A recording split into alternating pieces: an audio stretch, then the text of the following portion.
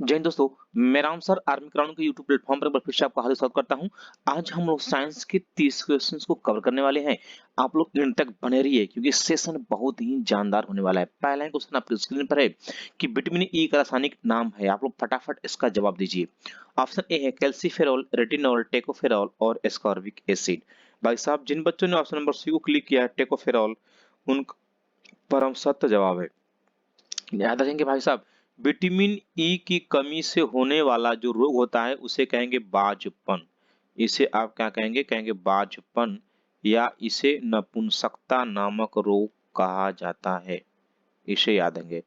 और भाई साहब, इसकी कमी से क्या होगा? आपको बच्चे ही नहीं पैदा होंगे। और इसकी पूर्ति कैसे होगी? अंकुरित अनाजों से होगी। और सबसे अधिक इसमें भूमिका कौन निभाएगा? तो कहेंगे सर गेहूं निभाएगा। ये आप लोग याद रखेंगे।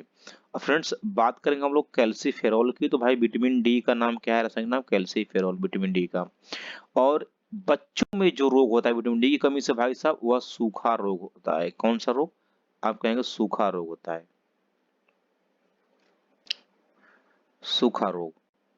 और जो पुरुषों में रोग होता है उसको कहते हैं स्टोमलेशिया नामक रोग होता है। स्टोमलेशिया नामक रोग होता है। फ्रेंड्स, बात करेंगे हम लोग रेटिनॉल की। यदि बात करेंगे रेटिनॉल, विटामिन ए का रासायनिक नाम क्या है? रेटिनॉल है। इसकी कमी से रतौंधी या अंधापन नामक रोग होता है। और इसकी पूर्ति सबसे अधिक भाई साहब गाजर खाने से होगी। और गाजर का जो रंग लाल होता है भाई साहब, वह कैरोटीन के कारण होता है। याद रखेंगे। बात करेंगे हम लोग एस्कॉर्बिक एसिड, तो भाई साहब विटामिन सी का रासायनिक नाम क्या है? Ascorbic acid. इसकी कमी से होने वाला जो रोग होता है वह होता है स्कर्वी नामक रोग होता है। इसकी पूर्ति कैसे होगी? इसकी पूर्ति आंवला से होगी। किससे होगी? आंवला से होगी। और इसकी कमी से चेहरे पर झुर्रियां निकल आएंगी। और बाल क्या होंगे? बाल आपके सफेद हो जाएंगे, यानी बुढ़ापा के लक्षण आना शुरू हो जाते हैं विटामिन सी की कमी से। और इसकी पूर्ति सबसे अधिक आंवला से, भाई खट्टे फलों से की जाएगी। आगे बढ़ेंगे हम लोग। किडनी के बाहरी भाग को क्या कहते हैं? किडनी आपके बॉडी का सबसे महत्वपूर्ण पार्ट होता है, क्योंकि यह क्या करता है? रक्त का शुद्धिकरण करता है। भाई साहब, यह रक्त को छानने का कार्य करता है, रक्त का शुद्धिकरण करता है। और जब यह किडनी खराब हो जाती है तो मानव को डायलिसिस पर रखा जाता है। डायलिसिस पर रखा जाता है, यानी वो अपने अंतिम यानी जीवन के अंतिम पड़ाव पर होता है। तो कह रहा है किडनी के बाहरी भाग को क्या कहते हैं? कोर्टेक्स, मेडुला, नेफ्रॉन रहेगा यहाँ पर, नेफ्रॉन और गुर्दा। तो ऑप्शन नंबर डी जिन बच्चों ने जवाब दिया है गुर्दा, उनका बिल्कुल परम सत्य जवाब है। फ्रेंड्स, आप लोग देखिए ना, चीजों को बहुत ध्यान से पढ़िए। बात हम लोग करेंगे मेडुला की। मेडुला को ओब्लंगेटा भी कहा जाता है। फ्रेंड्स, यह मस्तिष्क में स्थित होता है। और समझ रहे हैं, इस ये सबसे ज्यादा क्या करता है? अनैच्छिक क्रियाएं, जैसे आपको उल्टी क्या हो गई? आपको यहाँ पर ये उल्टी आ गई और आपकी छींक जो आ गई, ये क्या करता है? उनको कंट्रोल करता है। कौन? मेडुला। अनैच्छिक क्रियाओं को,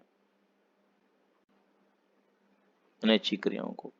और फ्रेंड्स, यहाँ पर यदि हम लोग बात करेंगे नेफ्रॉन की बात करेंगे, यह तो यूनिट होता है। या यह किसका? गुर्दा में इसकी जो संरचना होती है ना, और इसकी जो कार्यात्मक इकाई होती है उसका क्या होता है? ये मात्रक होता है। कार्यात्मक इकाई, नेफ्रॉन, वेरी वेरी इंपॉर्टेंट। आगे बढ़ेंगे हम लोग, क्वेश्चन नेक्स्ट को कवर करेंगे। कारण निम्न में से कौन अस्थि ऊपरी बाहु में पाया जाता है? Humerus, femur, patella, stapes. This is the very very important. Option number A will be right answer.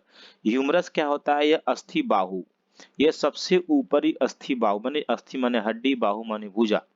तो बाहों की भुजा में जो सबसे ऊपरी हड्डी होती है उसका नाम है ह्यूमरस। ठीक है। फीमर आपको पता है, फीमर क्या है? फीमर जांग की सबसे लंबी हड्डी है। कहाँ की? जांग की। बाय स्टेप्स, यह कान में हड्डी पाई जाती है। कहाँ? कान में पाई जाती है, कान में। और ये सबसे छोटी हड्डी है। आगे बढ़ेंगे हम लोग, क्वेश्चन नेक्स्ट की बात करेंगे। जो बच्चे नए हैं वो एक बार जरूर चैनल को सब्सक्राइब कर लेंगे अपनी तैयारी में 4 चांद लगाने के लिए। अस्थि से अस्थि को जुड़ने के अस्थि से अस्थि के जुड़ने को क्या कहते हैं? लिगामेंट, टेंडल, स्पेनाइड, इनमें से कोई नहीं। This is the very very important. यदि आप लोग पेन कापी लेकर बैठे हैं भाई साहब, तो इस क्वेश्चंस को आप लोग नोट कर लेंगे, याद रखेंगे। अस्थि से अस्थि को कंडरा या टेंडन कहा जाता है। क्या कहा जाता है? कहेंगे सर कंडरा। इसका उपनाम एक और है, क्या? कंडरा, या क्या कहेंगे आप यहाँ पर? टेंडन। टेंडन तो ऑप्शन में दिया है, टेंडन। और फ्रेंड्स, लिगामेंट की बात करेंगे तो क्या होगा? यह अस्थि से मांसपेशी। क्या बताएंगे आप सब? आप बताएंगे अस्थि से मांसपेशी की जो जोड़ होती है उसको क्या कहेंगे हम लोग? लिगामेंट कहा जाता है। आगे बढ़ेंगे हम लोग, क्वेश्चन नेक्स्ट की बात करेंगे। एकदम जोरदार सेशन किस हार्मोन्स को लड़ो उड़ो हार्मोन्स के नाम से जाना जाता है? वेरी वेरी इंपॉर्टेंट, इसको तो नोट कर लीजिए। एस्ट्रोजन, एड्रीनेलिन हार्मोन्स, प्रोजेस्टेरॉन, और इनमें से कोई नहीं। जिन बच्चों ने ऑप्शन नंबर बी को क्लिक किया है, एड्रिनल हार्मोन्स, उनका बिल्कुल परम सत्य जवाब है दोस्तों। ये चीजें बहुत ज्यादा इंपॉर्टेंट है, याद रहेंगे। अगर हम लोग अगर हम लोग बात करेंगे यहाँ पर एजोस्ट्रोन की बात करेंगे तो क्या होता है? जब औरत प्रेग्नेंट होती है, उनके पेट में बच्चा जब होता है तो क्या होता है? शिशु का विकास करने में सहायक होता है। क्या होता है? शिशु का विकास, शिशु के विकास में सहायक। इसे आप लोग याद रखेंगे। और यदि हम लोग बात करेंगे प्रोजेस्टेरोन की, तो भाई साहब यह एक सेक्स हार्मोन्स है, यह एक सेक्स हार्मोन्स है। यह औरत को, यानी कि ये जो स्त्रियां होती हैं उनको प्रेगनेंसी के लिए तैयार करता है। उनको क्या करता है? प्रेगनेंसी के लिए क्या करता है? ये तैयार करता है। उनको प्रेगनेंसी के लिए तैयार करता है, आप लोग याद रखेंगे, तैयार करता है। आगे बढ़ेंगे हम लोग, अगला क्वेश्चन देखेंगे। कह रहा है कम तापमान माप, एक तो होता है उच्च तापमान और कम तापमान, इस दोनों को नोट कर लेंगे, वेरी वेरी इंपॉर्टेंट। कह रहा है कम तापमान को मापने वाले यंत्र को क्या कहा जाता है? कैलोरीमीटर, पायरोमीटर, हाइग्रोमीटर और टेकोमीटर। तो यहाँ पर जिन बच्चों ने ऑप्शन नंबर ए को क्लिक किया है, कैलोरीमीटर, उनका बिल्कुल परम सत्य जवाब है। भाई साहब, उच्च तापमान को पायरोमीटर। क्या बताएंगे आप सब? कहेंगे सर उच्च तापमान। उच्च तापमान को कौन मापता है? आप कहेंगे सर पायरोमीटर। ये हाइग्रोमीटर, ये हाइग्रोमीटर भाई साहब ये आर्द्रता को मापता है, यह आर्द्रता को मापता है। ठीक है। अगर हम टेकोमीटर की बात करेंगे तो यह उड़ते हुए वायुयान की गति को मापता है। किसका? वायुयान, वायुयान के गति को मापता है। ठीक है। आगे चलेंगे हम लोग, क्वेश्चन नेक्स्ट। काला ग्रह किसे कहा जाता है? पृथ्वी को, शनि को, बृहस्पति को, वरुण को। वेरी वेरी इंपॉर्टेंट भाई साहब, ये क्वेश्चन तो आप लोगों के लिए बहुत ज्यादा इंपॉर्टेंट है। जिन बच्चों ने ऑप्शन नंबर बी को क्लिक किया है, शनि, उनका बिल्कुल सत्य जवाब है। भाई साहब, शनि ग्रह को काला ग्रह कहा जाता है और मंगल ग्रह को लाल ग्रह। किसको भाई साहब? मंगल को क्या कहेंगे आप? मंगल को लाल ग्रह कहेंगे, इसे याद रखेंगे। और अरुण की बात करेंगे तो हरियाली, अरुण की बात करेंगे हम लोग किसको? अरुण की बात करेंगे तो हरियाली ग्रह, इसे कहेंगे हरियाली ग्रह कहा जाता है, हरियाली ग्रह। अगर हम लोग नीला ग्रह की बात करेंगे, नीला ग्रह, नीला ग्रह के नाम से भाई साहब पृथ्वी को जाना जाता है। आगे चलेंगे, आगे बढ़ेंगे हम लोग, क्वेश्चन नेक्स्ट की बात करेंगे। स्पर्म को किस गैस में सुरक्षित रखा जाता है? स्पर्म माने जो गाय, सॉरी, जो बैल के वीर्य होते हैं उनको स्पर्म, यानी उनका स्पर्म किस गैस में सुरक्षित रखा जाता है? ये द्रव्य नाइट्रोजन, हीलियम, नाइट्रोजन, यहाँ कह रहा है नाइट्रोजन। तो ऑप्शन नंबर ए क्या होगा आपका? द्रव्य नाइट्रोजन में रखा जाता है। आगे चलेंगे, हीलियम गैस आप लोगों को पता है यह एक अक्रिय गैस है, बहुत हल्की गैस है और यह वायुयान के टायरों में भरा जाता है, वायुयान के टायरों में। और सबसे इम्पोर्टेंट जो गोताखोर होते हैं, कौन भाई साहब? कहेंगे सर गोताखोर, वो सांस लेने में भी इसका उपयोग करते हैं। हाइड्रोजन गैस ये सबसे हल्की गैस है, इसका उपयोग गुब्बारों में किया जाता है। कहाँ? गुब्बारों में किया जाता है। आगे बढ़ेंगे हम लोग, क्वेश्चन नेक्स्ट की बात करेंगे हम लोग। पृथ्वी के केंद्र पर स्मॉल जी यानी गुरुत्वाकर्षण स्मॉल जी का मान क्या होता है भाई, पृथ्वी के केंद्र पर जो भार W बराबर होता है वह भी क्या होगा, शून्य होगा, क्योंकि जी का मान क्या होता है भाई साहब, स्मॉल जी का मान शून्य होता है। तो किसी भी मानव का भी भार क्या होगा, शून्य होगा। ऑप्शन नंबर बी क्या होगा, आपको परम सत्य जवाब होगा। आगे चलेंगे, हम लोग आगे बढ़ेंगे। अगला ही क्वेश्चन है, करेक्ट, कौन रासायनिक ऊर्जा को विद्युत ऊर्जा में परिवर्तित करता है या बदलता है। रासायनिक ऊर्जा को विद्युत ऊर्जा में विद्युत सेल, मोमबत्ती, सौर सेल और माइक्रोफोन, याद है आप लोग भाई साहब। रासायनिक ऊर्जा को विद्युत ऊर्जा में बैटरी भाई साहब, वही जो ड्राई सेल भी कहेंगे आप और पानी वाली बैटरी भी कहेंगे, इसमें H2SO4 भरा रहता है। तो आप क्या बताएंगे उसको भाई साहब, विद्युत सेल। क्या बताएंगे, विद्युत सेल। अगर मोमबत्ती की बात करेंगे तो यह रासायनिक ऊर्जा को प्रकाश ऊर्जा में कन्वर्ट करता है, इसे याद रखेंगे। अंधेरे में हम लोग मोमबत्ती जलाते हैं तो क्या होता है, उजाला हो जाता है। अगर हम सौर सेल की बात करेंगे, अगर हम लोग भाई साहब, यह सूर्य की ऊर्जा को, किसको भाई साहब, यह सूर्य की ऊर्जा को विद्युत ऊर्जा में कन्वर्ट करता है, विद्युत ऊर्जा में। आगे चलेंगे हम लोग, क्वेश्चन नेक्स्ट की बात करेंगे हम लोग। कह रहा पदार्थ का परमाणु सिद्धांत किस वैज्ञानिक ने दिया था। वेरी वेरी इंपॉर्टेंट क्वेश्चन है ये। कह रहा है कि पदार्थ का परमाणु सिद्धांत किस वैज्ञानिक ने दिया था।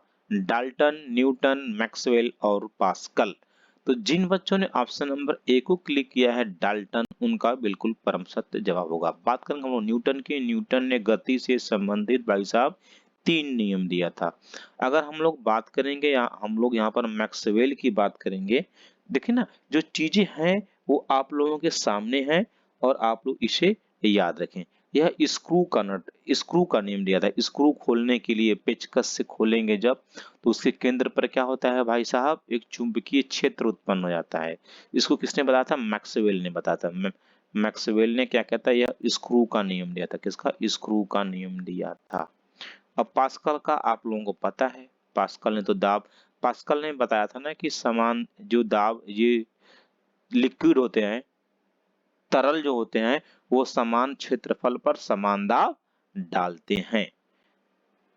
ये दाब से संबंधित नियम था। हाइड्रोलिक जैक, हाइड्रोलिक प्रेस, ये क्या है, पास्कल के थ्योरी पर काम करते हैं। रबड़ को आसानी से किसमें घुलाया जा सकता है। Sulphur, carbon disulphide, carbon. भाई साहब ऑप्शन नंबर ए क्या होगा, बिल्कुल परम सत्य जवाब है, याद रहेंगे। रबड़ को आसानी से सल्फर में घुलाया जा सकता है और रबड़ को मजबूत बनाने के लिए उसमें सल्फर ही मिलाया जाता है, इसे भी याद रखेंगे आप लोग। अगला क्वेश्चन देखेंगे हम लोग। क्वेश्चन नेक्स्ट, क्वेश्चन बहुत ज्यादा इंपॉर्टेंट है, सभी क्वेश्चंस आप लोगों के लिए एकदम बेहतरीन तरीके से उसको बताया जा रहा है। वायुयान के निर्माण में किस धातु का उपयोग किया जाता है। वेरी वेरी इंपॉर्टेंट भाई साहब, बहुत ज्यादा इंपॉर्टेंट है। गैलीनियम, सेलेनियम, पैलेडियम और जियोलाइट। ऑप्शन नंबर सी क्या बताएंगे आप लोग, पैलेडियम नामक धातु का उपयोग किया जाता है। क्यों जानते हैं क्यों, क्योंकि ये बहुत ज्यादा हल्की होती है। क्या होती है, हल्की होती है। और हम बात करेंगे जियोलाइट की बात करेंगे तो यह क्या क्या करता है, जल को पीने योग्य बनाता है, माने मृदुकरण करता है। जब जल आपका कठोर हो जाता है, उसे क्या करता है, मृदु करता है। यह क्या करता है, मृदु करता है, जल को पीने योग्य, मृदु करता है, जल को पीने योग्य बनाता है, पीने योग्य बनाता है। अगर हम लोग बात करें भाई साहब गैलियम की, तो यह उच्च उच्च क्वथनांक धातु है। क्या आप कहेंगे, इसकी उच्च क्वथनांक धातु है, समझ रहे हैं। और इसका जो उपयोग है थर्मामीटर में किया था। कहाँ भाई साहब, थर्मामीटर में क्या आता है। और सबसे ज्यादा इंपॉर्टेंट क्या बता रहा हूँ, सीजियम और गैलियम दोनों का उपयोग जानते हैं क्या होता है भाई साहब, सोलर सेल बनाने में होता है। सोलर सेल, देखिए मैं बार बार नहीं कहता, एक बार जरूर कहूंगा आप लोगों को, अगर मेरी टेक्निक अच्छी लग रही है तो एक लाइक करिएगा बस, आप लोगों में मनोबल बढ़ता है, आपको और बेहतरीन पढ़ाऊंगा। बर्फ को पिघलने से रोकने के, भाई साहब बर्फ बर्फ की जो पिघलन बिंदु है ना, वह दाब पर डिपेंड करती है। किस पर, दाब पर। अगर बर्फ पर दाब बढ़ाएंगे ना तो गलनांक कम हो जाएगा, याद रखेंगे। यह क्वेश्चन आपके एग्जाम में आया हुआ है। गलन, यहाँ पर गलनांक रहेगा, गलनांक क्या होगा आपका, गलनांक यहाँ पर कम हो जाएगा। क्या होगा, दाब बढ़ाने पर, याद रखेंगे, दाब बढ़ाने पर गलनांक क्या हो जाएगा, कम हो जाएगा।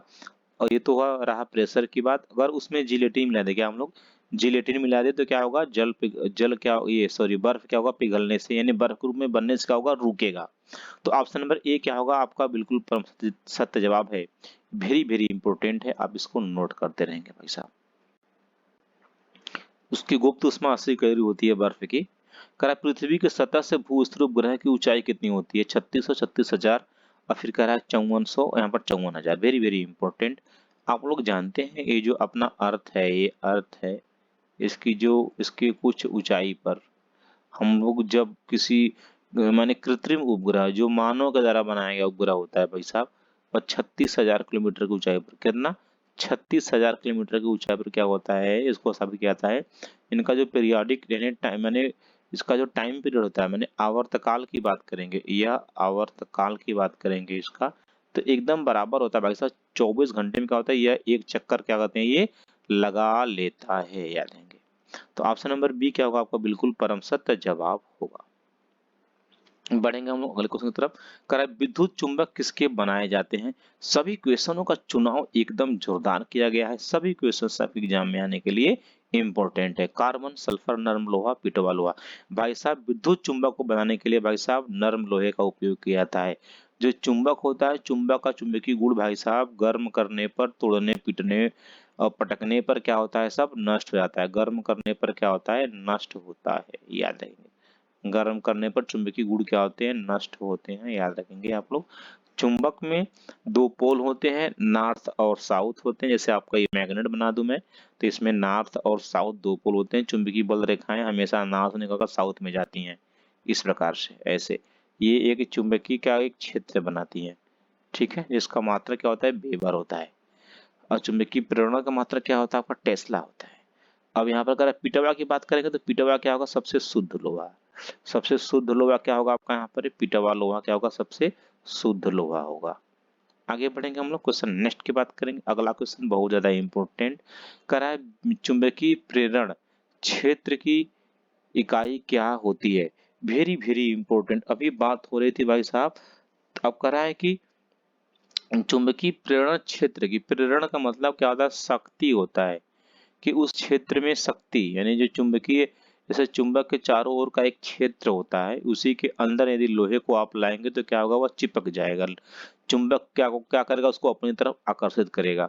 तो प्रेरण का मतलब वही होता है। तो इसकी इकाई क्या होती है, मैंने बोला टेस्ला होती है। क्या होती है, टेस्ला।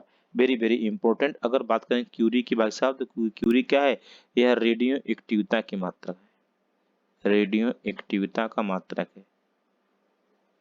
एक्टिविटा भाई साहब एकदम डिटेल में पढ़ा रहा हूँ आप लोगों को। और जो बच्चे नए हैं वो अपने माता पिता के सपनों को पूरा करना चाहते हैं तो आर्मी करानू चैनल के साथ जुड़े एकदम जोरदार तैयारी के लिए। अगर साहब हम लोग बात करेंगे, हम लोग यहाँ पर वेबर की बात करेंगे, तो चुंबकीय क्षेत्र की तीव्रता मापता है यहाँ पर। चुंबकीय क्षेत्र की तीव्रता। अगर हम लोग बात करेंगे यहाँ पर ओम, ओम की बात करेंगे भाई साहब, देखिए क्या होगा, प्रतिरोध का मात्रक होता है, प्रतिरोध। इसका मतलब क्या होता है, रुकावट होता है। प्रतिरोध मतलब क्या होता है, रुकावट। अगला क्वेश्चन देखेंगे। अगला क्वेश्चन कहता है फोटोग्राफी में किसका उपयोग किया जाता है। Very very important, silver chloride, silver bromide, silver iodide और सभी। ऑप्शन नंबर सी क्या होगा, सिल्वर आयोडाइड का उपयोग क्या क्या होता है, फोटोग्राफी में किया जाता है। सॉरी भाई साहब, फोटोग्राफी में किसका भाई साहब कहेंगे, सिल्वर ब्रोमाइड। सॉरी क्या होगा आपका, ऑप्शन नंबर बी क्या होगा, सिल्वर ब्रोमाइड का उपयोग किया जाता है फोटोग्राफी में। और सिल्वर आयोडाइड, इसे AgI2 कहेंगे आप। इसका जो है, इसका उपयोग कृत्रिम बारिश में होता है। कहाँ कहेंगे आप, कहेंगे सर कृत्रिम वर्षा, कृत्रिम वर्षा कराने में सिल्वर आयोडाइड का उपयोग किया जाता है। Very very important question. ये सब कभी क्वेश्चंस आपके एग्जाम में आने के लिए एकदम उपयुक्त हैं। चलेंगे हम लोग आगे, चलेंगे क्वेश्चन नेक्स्ट की बात करेंगे हम लोग। करा सफेद सोना के नाम से किसे जाना जाता है। भी सभी क्वेश्चन ही एकदम इंपॉर्टेंट है। सफेद सोना, प्लेटिनम, आयरन पाइराइड, पेट्रोलियम, तो क्या कहेंगे, और सभी ना, बिल्कुल नहीं। प्लेटिनम क्या होगा, प्लेटिनम को सफेद सोना के नाम से कहा जाता है। अगर यहाँ पर द्रव सोना कहता है, द्रव सोना, द्रव सोना, तो द्रव सोना आप बताते हैं यहाँ पर पेट्रोलियम को। किसको बताते हैं भाई साहब, हम यहाँ पर पेट्रोलियम को बताते हैं, पेट्रोलियम को। अगर काला सोना कहता, काला सोना कहता, तो आप हीरा को बताते हैं, क्या बताते हैं आपको, हीरा को बताते हैं। चलेंगे सफेद सोना प्लेटिनम, आगे चलेंगे। सबसे अधिक अभिक्रियाशील तत्व है सोना पोटेशियम फ्लोरीन एन। ऑप्शन नंबर सी क्या होगा, फ्लोरीन सबसे अधिक अभिक्रियाशील तत्व है। अब देखेंगे अगला क्वेश्चन, सबसे इंपॉर्टेंट क्वेश्चन, मनुष्य के कान में कितनी हड्डियां होती हैं। वाह क्या बात है, मनुष्य के कान में सबसे छोटी हड्डी पहले क्या होती है, उसका नाम है स्टेपिस, से याद रखेंगे भाई साहब। Option option A 5, 6, 8, 9। तो मनुष्य के कान में जो हड्डियां होती हैं भाई साहब वह कितनी होती है, वह 6 हड्डियां होती हैं। अगर चेहरे की बात करेगा, मनुष्य के चेहरे में भाई साहब 14 हड्डी होती हैं। अगर मस्तिष्क की बात करेगा, कहाँ कहेगा, कहेगा मस्तिष्क की बात करेगा, तो आप बताएंगे मस्तिष्क में आदमी के 29 हड्डियां होती हैं। और सबसे छोटी हड्डी कौन है, स्टेपिस है। सबसे बड़ी हड्डी कहना जांघ की कौन सी हड्डी है, जांघ की फीमर हड्डी है। आगे चलेंगे हम लोग क्वेश्चन नेक्स्ट की बात करेंगे। अगला क्वेश्चन, सुपरस्टार निम्न में किसे हरा कशिश के नाम से भी जाना जाता है। Copper sulphate, ferrous sulphate, zinc sulphate और सभी को। वेरी वेरी इंपॉर्टेंट, याद रहेंगे भाई साहब। आप हरा कशिश फेरस सल्फेट यानी option number B will be क्या होगा, राइट आंसर। इसका जो फार्मूला होगा FeSO4 7H2O, FeSO4 ये क्या होगा आपका 7H2O। ये बहुत ज्यादा इम्पोर्टेंट है। अब भाई साहब यहाँ पर कॉपर सल्फेट की बात करेंगे और जिंक सल्फेट की बात करेंगे, तो ये खाद्य में काम आते हैं, यानी फसलों की सुरक्षा, फसलों को जीवाणुओं से बचाने के लिए और उनकी वृद्धि के लिए आप कहेंगे सर खाद्य में उपयोग होता है, रासायनिक खाद। आगे चलेंगे हम लोग क्वेश्चन नेक्स्ट की बात करेंगे, जंग लगने, अरे भाई साहब लोहा पर यदि जंग लग गया, यह ऑक्सीडेशन अभिक्रिया से होता है, याद है, ये ऑक्सीडेशन अभिक्रिया से क्या होता है, जंग लगता है। लोहे पर जैसे जैसे ही लोहे को आप खुले वातावरण में रख दिए, जैसे वह हवा पानी के संपर्क में आया, लोहे में जंग लग जाएगा, यानी लोहे का जीवन खत्म या खराब। और उसमें जंग लगने से लोहे का भार क्या होता है, बढ़ता है। Option number be very very important. यदि आप नए बच्चे हैं तो चैनल को सब्सक्राइब कर लेंगे और अपनी तैयारी में 4 चांद लगाएंगे।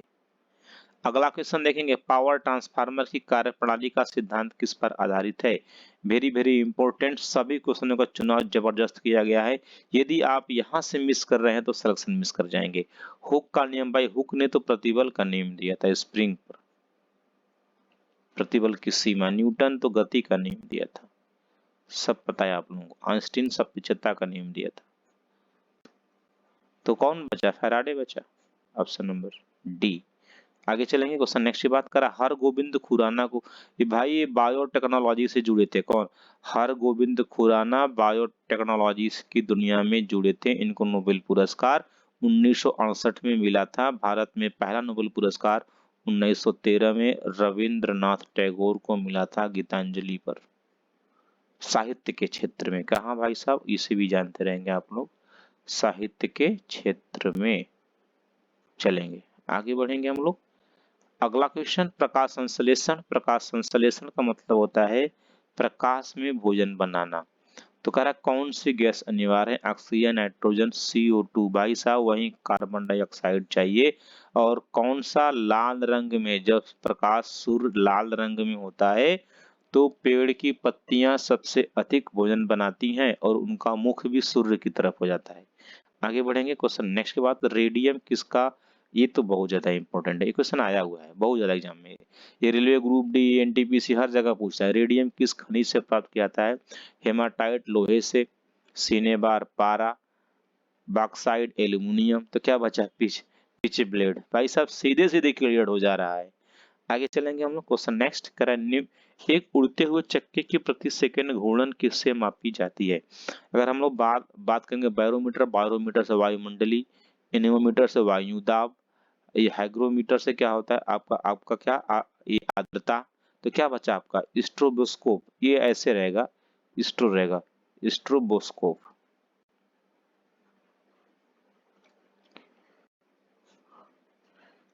बिल्कुल परम सत्य होगा ऑप्शन नंबर डी। कराए विश्व ग्लोब के निर्माता किसे माना जाता है, वेरी वेरी इंपॉर्टेंट क्वेश्चन है ये भाई साहब। कराए वार्टिन बैहम, वार्टिन ग्लाहिम, हिकेटियस। हिकेटियस को तो भूगोल का पिता, इसको क्या, इसको भूगोल का पिता कहा जाता है। ऑप्शन नंबर क्या होगा बी, मार्टिन ग्लाहिम को ग्लोब का निर्माण ये 712 ईस्वी के आसपास किसने किया था? अरेबियन ने किया था। अरेबियन अरेबियन अरबों का आक्रमण, अरबों ने कब आक्रमण किया था भाई साहब? 712 में किया था। समझ रहे हैं? 712 में किया था। और उसी ने भाई अरबों ने ही खोया था क्या? ये ग्लोब खोया था और डेट्स खोया था। डेट्स मैंने खजूर की खेती भारत में खजूर की खेती आरंभ हुई थी। खजूर की खेती आरंभ हुई थी अरबियों के द्वारा। अब पहला सफल शासक था मोहम्मद बिन कासिम था। कौन था? मोहम्मद बिन कासिम। वह भारत में 712 पर आया और सफल आक्रमण करता, वह हारा नहीं, जीत कर चला गया। यह जो मोहम्मद बिन कासिम है, कौन भाई साहब, बात कर लेते हैं थोड़ा सा।